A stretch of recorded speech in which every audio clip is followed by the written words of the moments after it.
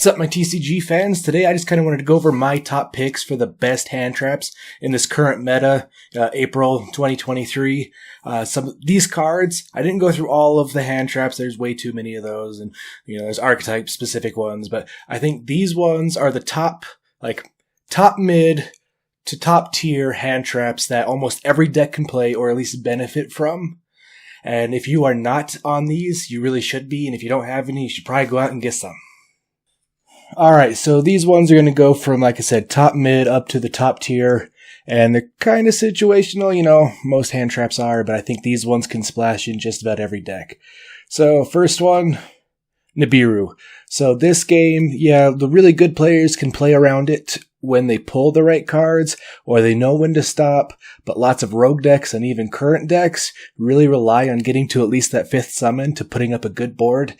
And if it is a good player, they can get the out, but then you're forcing them to use it on a Nibiru, and having a light engrave, it's not horrible this format, especially if you're going to be playing some of the other hand traps. So then the next one, Imperm. So this one, I have never found a bad format for it. So in hand, going first, you can just play it from hand. If you have it in your going first hand, no problem, you can set it, and then it does even more, because then it locks down a lane too, than just having the regular, negate. So almost all my decks play this, and the only ones that don't are not really that tournament viable. Alright, next one. Bystials. Bystials are still great, especially because if you're playing a competitive deck, you're probably playing a Baron, and this is a level 6, an easy level 6. This is a DD Crow that does more, and you can also add in a small Bystial engine to just about anything, and people playing the new current stuff usually have a light or a dark engrave, and if not, chances are you're playing that. So I know some of the more current ones are getting away from light and dark, but still so many people play light and darks like Nibiru. So that one, especially if you're playing lots of other engines that do banish from the graveyards to cause effects, like Sword Soul, super great cards. Like I said, a DD Crow that does better. Alright, the next one, Ash. Again, Ash, it's really hard to find a format where this isn't good. Alright, so this is probably top mid. Every deck can play one. They're super cheap now, especially because they've got a bunch of reprints. And they do stop stuff. The only problem is this isn't like the awesome negate that you want, but for playing against Cashier and stuff, it does allow you to stop them getting, the field spell that'll literally let them play. But, like I said, it's good for against all decks. It's not great versus every deck. Then Psyframe. These things are amazing. It is a great going second and even going first. Almost all the new decks special summon out of hand or some other form of special summon without having a monster on the field. So if they do stop it, you do have a way of outing that.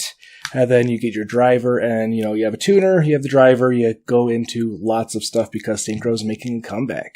So this one is great and again, pretty splashable in most decks. Then Valor. Valor is great this format because it does just stop effects. So Ash is great because you can stop them adding and stuff, but this just shuts down a monster for the whole turn. So probably 2 formats ago, I'd say Ash is a little bit better, but this one, Valor, I think is probably close to top tier. And the one that is top tier that I think everyone should be playing, getting on right now. So I called this when I saw the Las Vegas, the 250 YCS. I said, hey, this is the card that we need to be on. I told all my friends that, and they're like, I don't know.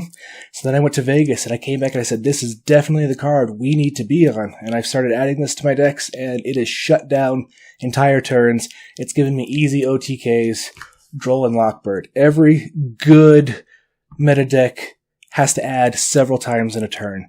Kashtira has to add several times in a turn. So yeah, they might get the one of add before you stop them, but this one shuts down entire turns. I have gotten so many OTKs because this resolved. So if you're not on Droll and Lockbird, you need to get on Droll and Lockbird for this format. Thank you for checking out another one of my videos. If you're interested in any more, I've got a couple lined up right here. And if you haven't yet, click the icon in the center to subscribe to my channel. And remember, have fun out there.